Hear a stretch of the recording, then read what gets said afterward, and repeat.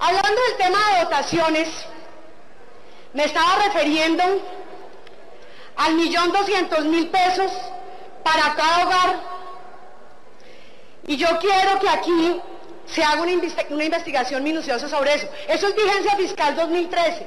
¿Y saben por qué? Porque lo que las madres comunitarias denuncian es que se compraban sillas que en el mercado cuestan 50.000 pesos, pero los operadores las compraban a 150.000 pesos. Yo no sé qué proveedor era el que les vendía esas sillas. Los materiales de mala calidad, cosas que no les sirven a los niños, pero eso sí, el 1.200.000 se desapareció. ¿Cuál es la inversión anual por menor atendido?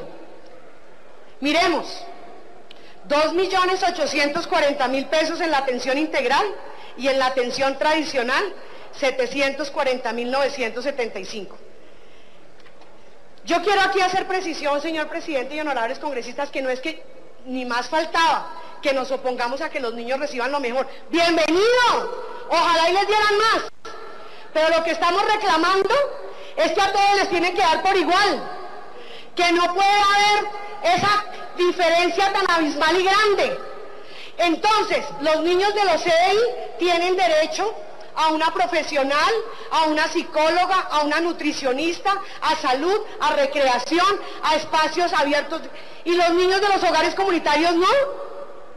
Ahí le toca a la madre comunitaria ingeniársela. ¿Y por qué no buscan la forma de que todos los niños reciban el mismo beneficio? Hablemos ahora, señor presidente, para tratar de ser muy sucinta y cumplir con las especificaciones del tiempo, del tema que nos ocupa. Mostrando esta diferencia que existen en las dos modalidades de atención para la primera infancia, es necesario precisar que mucho se ha dicho en este Congreso frente a que las madres comunitarias no tienen por qué preocuparse, porque no todas van a hacer transición a los CDI, que eso es voluntario, que en la estrategia del ICBF solamente de las 79.000 madres comunitarias que hoy existen, solo van a pasar 27.000, que nadie las va a presionar, cosa que no se está cumpliendo. Pero también se ha hablado mucho de todos los beneficios que les dan a las madres comunitarias. Y el ICBF, cada vez que puede y tiene la oportunidad, no hace sino decirle a las madres comunitarias los grandes esfuerzos que ha hecho por ellas. Pero la verdad, yo sí quisiera que en este debate, doctora Adriana, como se lo expresé a usted en la mesa de trabajo, le hablaran claramente a las madres comunitarias y les digan si lo que pretenden es desaparecerlas o lo que pretenden es ayudarlas. Porque usted me dice, no, pero es que no queremos desaparecerlas. Pero le voy a poner solamente un ejemplo de lo que está pasando con un padre de familia. Ponen un CDI o un centro de desarrollo infantil en un barrio en esta esquina. Y al lado está el hogar comunitario con la madre comunitaria tradicional que tiene los 12 o los 14 niños. Aquí no les cobran en el CDI absolutamente nada y les dan lo mejor. Y aquí les dicen, si ustedes no tienen la cobertura de niños, les cerramos el hogar. Un papá, ¿qué va a escoger? Pues que le den a los niños lo mejor. Eso, uno de papá siempre va a buscar lo mejor para los niños. Las madres comunitarias, doctora Adriana, ha sido tanto lo que han vivido durante estos años que ya están diciendo, bueno, pues si nos quieren sacar, que nos saquen. No, si nos quieren mandar para otro lado, pues que nos manden. Algunas dicen, yo ya no quiero seguir en esto porque ya me he aguantado muchas cosas. Yo puse mi casa, con vocación social le presté un servicio al Estado, me desconocen, no me tienen en cuenta. Pues bueno, entonces si me tengo que ir. La pregunta, doctora Adriana, la pregunta al señor viceministro es cómo se van a ir, porque ya se quieren ir. Pero resulta que no es tan fácil ni tan cómodo decir, madre comunitaria, usted que trabajó 27 años, que ya tiene edad, entonces hasta luego, hasta luego. Yo sé que ahora usted, señor viceministro, me va a hablar del subsidio a la vejez y de las formas de pensión que tienen las madres comunitarias. Pero le quiero decir, y de una vez lo advierto, que muchas madres comunitarias no quieren el subsidio a la vejez. ¿Y sabe por qué? Porque el Estado tenía una obligatoriedad. Y esa obligatoriedad no se puede sustraer simplemente porque el programa, no hay plata. porque no hay recursos. Y era cotizarles para pensión, independientemente de que ellas tuvieran un contrato con un operador. El ICBF delegó esa responsabilidad en un privado y tenía que cotizarles. Y muchas madres comunitarias no se han podido pensionar, no tienen la semana. Porque el ICBF no les cotizó o el operador no les cotizó. ¿Y saben por qué? Porque las engañaron. Y les decían, eso no cotice. Y hoy les están diciendo, tranquilas, si quieren ustedes se van con un subsidio. El máximo subsidio que le da son 280.000 pesos mensuales. Y este beneficio es para las que se retiraron, para las que están en el programa del 16 de junio del 2011 en adelante. Y yo le hago la pregunta al Ministerio de Trabajo, ¿y qué va a pasar con las madres comunitarias que se retiraron antes del 16 de junio del 2011, que trabajaron más de 20 años, que tienen la edad y que se fueron con una mano adelante y otra mano atrás? ¿Usted no cree, señor viceministro, que ahí van a venirse una cantidad de demandas y que se llegó el momento de prepararse para eso? So pretexto de que a las madres comunitarias no les reconocieron los derechos laborales ni los derechos pensionales, les viven diciendo, mire todos los beneficios que hemos logrado para ustedes. Y es verdad, se han logrado beneficios aprobados por este Congreso. Pero ¿de qué sirve que nosotros aprobemos y aprobemos beneficios? Porque aquí no solamente uno aprueba, aquí aprueba la mayoría, si en la práctica esto no se cumple. Por ejemplo, el subsidio de vivienda. Entonces el ministro de Vivienda en su momento, el doctor Germán Vargas Lleras, les dijo a las madres comunitarias, ustedes van a poder acceder a subsidios de vivienda para adquisición de vivienda nueva, para mejoras locativas o para construir. Y las madres felices. Pero a las madres comunitarias dicen, claro, ustedes pueden acceder al subsidio de vivienda, pero uno de los requisitos para acceder al subsidio de vivienda es que estén afiliados a las cajas de compensación. Y resulta que la afiliación a las cajas de compensación en muchos lugares del país ni siquiera se ha podido hacer. No las aceptan. Y el ICBF en eso no ha sido diligente. Desde abril de este año ha respondido que estamos haciendo gestiones ante la Superintendencia Nacional de Subsidios. ¿Y qué? Y nada pasa. O sea, ¿cuál es en el tema de servicios públicos, doctora Adriana? En muchas regiones del país, eso del subsidio de servicios públicos que este Congreso aprobó no se cumple porque les ponen todas las trabas del mundo. La capacitación del SENA, hoy los CDI a las madres comunitarias les dicen, ¿sabe qué? La capacitación del SENA no le sirve a usted como una profesionalización para poder hacer las actividades de una docente. ¿Y saben cómo las utilizan? Como auxiliares. Después de que dieron su vida, que fueron empíricas, lo hicieron bien, valientemente, entonces hoy ni siquiera esa experiencia cuenta y las ponen de auxiliares o en los servicios generales. Eso es inhumano, eso no se debe hacer. El subsidio de salud del 4%, la cantidad de denuncias, doctora Adriana, en que a la gente no le pagan, a la gente la EPS. Y miren acá en el tema de salud, dicho por la Contraloría, de las muchas denuncias que recibimos también, es que los operadores le descuentan a la gente lo de salud, les descuentan y no las afilian al régimen contributivo. Y van a que les presten el servicio de salud y no aparecen, pero eso sí, les hacen firmar las planillas y les descuentan. Y la pregunta que yo hago acá, ¿y dónde está el Ministerio de Trabajo en la función que tiene de inspección, vigilancia y control? ¿Dónde está garantizándole los derechos laborales? ¿Dónde está el ICBF en una política de talento humano cuidando a sus madres comunitarias? En el tema de la famosa beca, la famosa bonificación, ¿qué tema tan complicado este? Este Congreso, el año pasado, como ustedes recordarán, en la reforma tributaria, esta plenaria, aprobó en el artículo 36 la famosa beca o bonificación equivalente a un salario mínimo para las madres comunitarias y las madres sustitutas durante el 2013. Y eso ha sido el caballito de batalla de muchos, y quiero decirlo, de muchos funcionarios del gobierno nacional. Lástima que no esté aquí el doctor Telésforo Pedraza, porque es que sí me hubiera interesado mucho que él hubiera escuchado esto que yo voy a decir acá, porque se le volvió una costumbre al gobierno nacional apropiarse de lo que el Congreso hace para ir a hacer campaña política.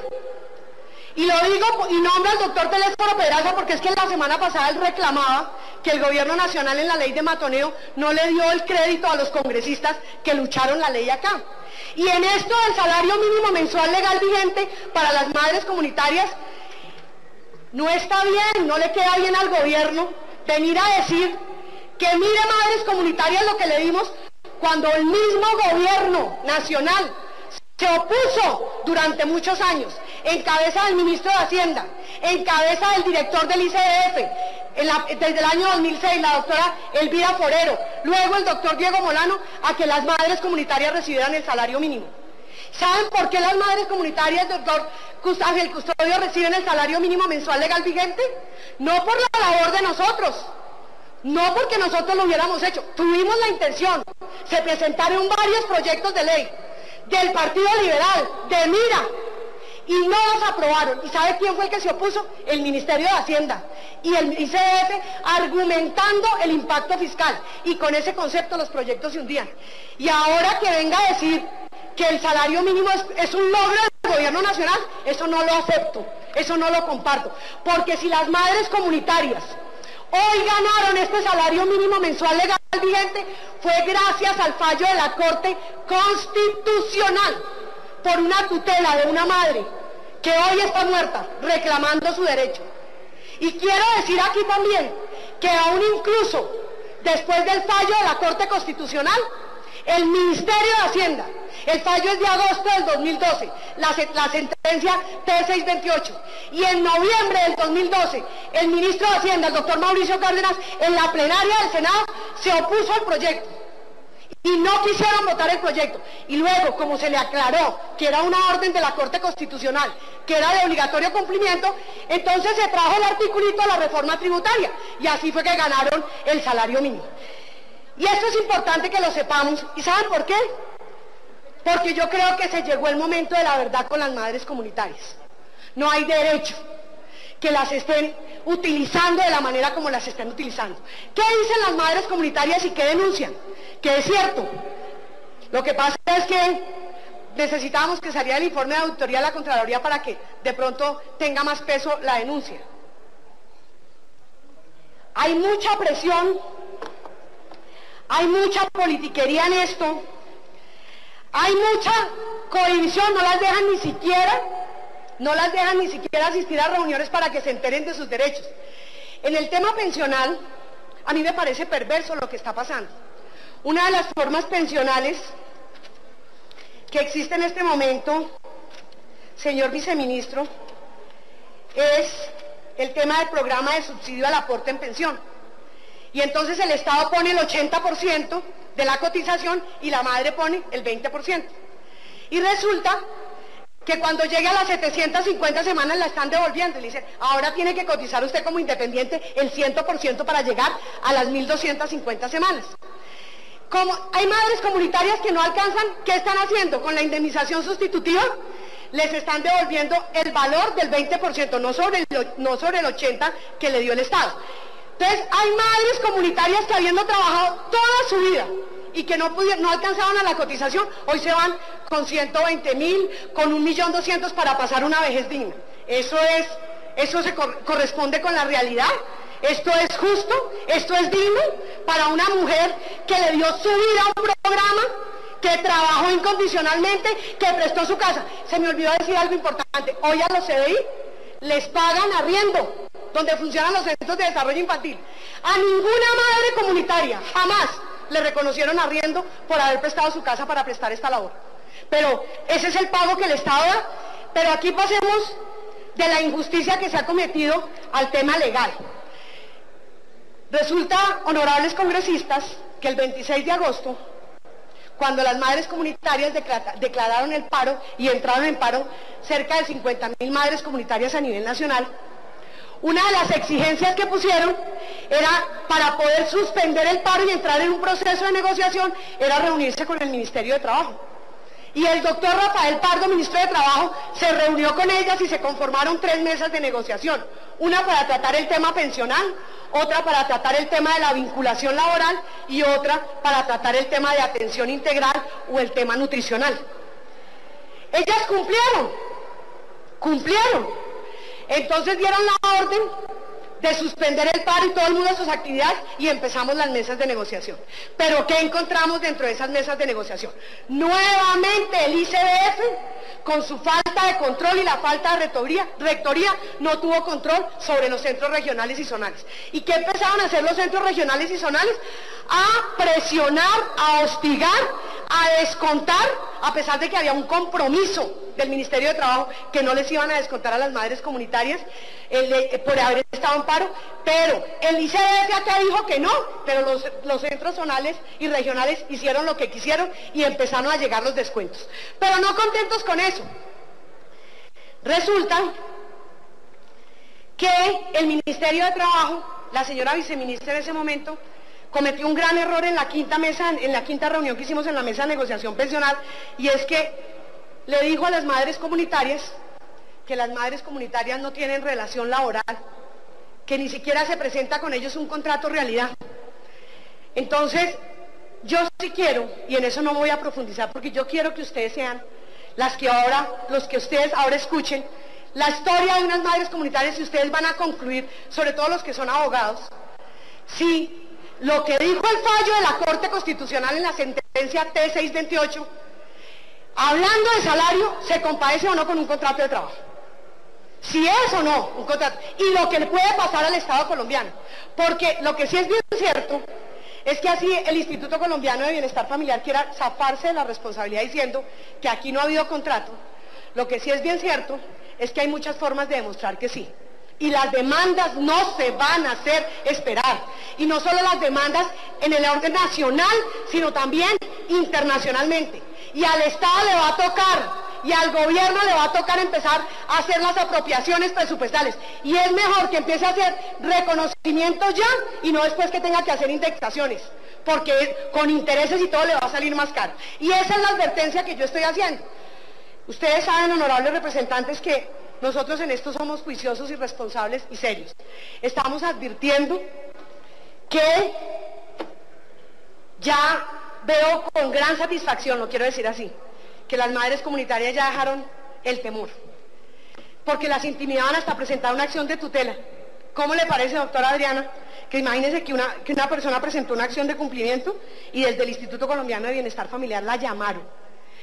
Para que pudiera presentar la acción de cumplimiento tenía que hacer la Constitución en renuencia, tenía que escribirle al ICBF, y esa persona fue abordada por un funcionario del ICBF y le preguntó: ¿y usted por qué va a presentar una acción de cumplimiento si usted no es madre comunitaria? ¿O es que usted es madre sustituta? ¿Por qué el Instituto Colombiano de Bienestar Familiar tiene que hacer eso? ¿Es que no hay libertad acá de ejercer los derechos, los mecanismos de participación? La gran preocupación mía es que cuidadito tocan el elefante blanco, cuidadito ustedes hablan, cuidadito ustedes dicen. Y termino con esto, señor presidente. La calidad, los estándares de calidad que se están dando en los alimentos que se le dan a los menores es algo aterrador. La inspección y vigilancia y control a los prestadores del servicio es nulo. Quiero aquí hablar rápidamente de los hogares sustitutos, que aun cuando no son una modalidad en los lineamientos del ICBF, sí cumplen una labor importante. Qué injusticia también con estas madres sustitutas, más de 5.518 en todo el país. Aquí también este Congreso, esta plenaria, por unanimidad, aprobó el artículo 36 de la reforma tributaria, donde también se refirió a las madres sustitutas, no solamente a las madres comunitarias, a las madres sustitutas. Y la proposición fue aprobada por todos, nadie se negó. Y la proposición decía: durante el 2013 las madres comunitarias y las madres sustitutas recibirán una beca o una bonificación equivalente a un salario mínimo mensual legal vigente. Y el ICBF, de manera acomodada, unilateralmente, a estas madres no les basta con explotarlas de la manera que las explotan, porque ¿qué explotación? Una madre sustituta tiene que prestar la labor las 24 horas del día. Las madres sustitutas cuidan a los niños que tienen una medida de protección. Si un niño es abusado, si un niño es violentado, si un niño es maltratado, si la llaman a las 2 de la mañana, la madre sustituta tiene que estar allá. Y ella y su hogar tiene que cuidar a ese menor y lo hace. Se necesita tener vocación social para esto. ¿Y quieren que les cuente una cosa? Hay denuncias que a veces ni siquiera les dan la cuota de sostenimiento. 2 o 3 meses después les pagan. Le toca a ella y a su familia pagar lo que ese menor requiere. Si es un discapacitado, darle pañales. Nadie le ayuda. Pero mire la injusticia con las madres sustitutas. El ICBF, en lo que este Congreso aprobó, porque fuimos nosotros los congresistas los que dijimos, páguenles una beca equivalente al salario mínimo durante el 2013, decidió que no, que les va a pagar a partir del 1 de junio y que va a ser proporcional al número de niños que tienen. ¿Dónde dijo eso la ley? ¿Dónde está eso en la reforma tributaria? Pero el Instituto Colombiano de Bienestar Familiar así lo asumió. Y ahora, el gran tema y el gran dilema, a pesar de que dicen que el Ministerio de Trabajo, la señora viceministra en las mesas de negociación dijo que aquí no hay contrato, que ellas no existen mucho. Ya dicen que aquí no hay contrato, pero las vigilan, las sancionan, no les dan permiso, les descuentan. Todo lo que pasa con ellas. Ustedes no se alcanzan a imaginar, honorables representantes, no me voy a quedar en minucias, porque yo creo que van a ser ellas mismas de sus propios labios las que les van a contar la cantidad de injusticias que se cometen con ellas. Pero el tema ahora es de la formalización, porque la Corte Constitucional dijo que había que formalizarlas. ¿Y cuál es la gran inquietud de las madres comunitarias en este momento? ¿Cómo va a ser la formalización laboral? ¿Cómo pretenden contratarlas? Ellas preguntan, ¿nos van a contratar a término fijo? Nos van a contratar a término fijo. Y si las contratan a término fijo, pueden poner, el contrato a término fijo tiene un principio y tiene un fin. En ese tiempo del contrato les van a pagar todas las prestaciones de ley. Pero después de que se termine el contrato, ¿qué va a pasar con ellos? Y los muchos años que les sirvieron a la labor social de cuidar a los niños en estado de vulnerabilidad, ¿qué va a pasar con esos años? ¿Qué va a pasar con su salud? ¿Qué va a pasar con su pensión? Ese es un tema que no está resuelto.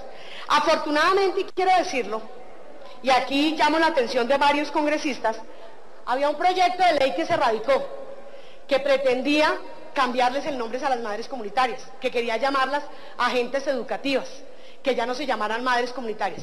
Y los pocos beneficios, o que si quieren los muchos beneficios que se han recibido, pero que pocos lo han recibido, se van a perder, porque ya está pasando con los CDI y le dicen, usted ya no es madre comunitaria, usted es docente, usted es agente educativa, o sea que usted, por ejemplo, si tenía prelación para subsidio de vivienda, olvídese.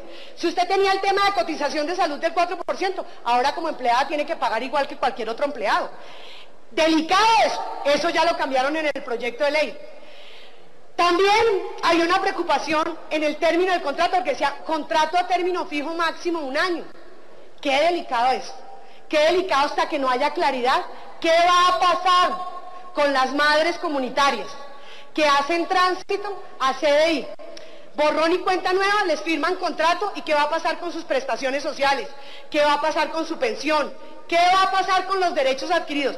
El gobierno se equivoca si cree que simplemente haciendo esa transición, firmando nuevos contratos, ahora dándole las prestaciones de ley, lo del pasado se olvida. Recuerden, y llamo la atención sobre eso, que en el tema pensional no hay prescripción, y cualquier madre comunitaria podría demandar y podría ganar la demanda, y estamos hablando en derecho.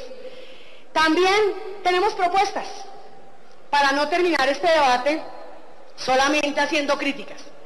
La primera propuesta es que debería buscarse un equilibrio y una nivelación entre las dos modalidades de atención a la primera infancia.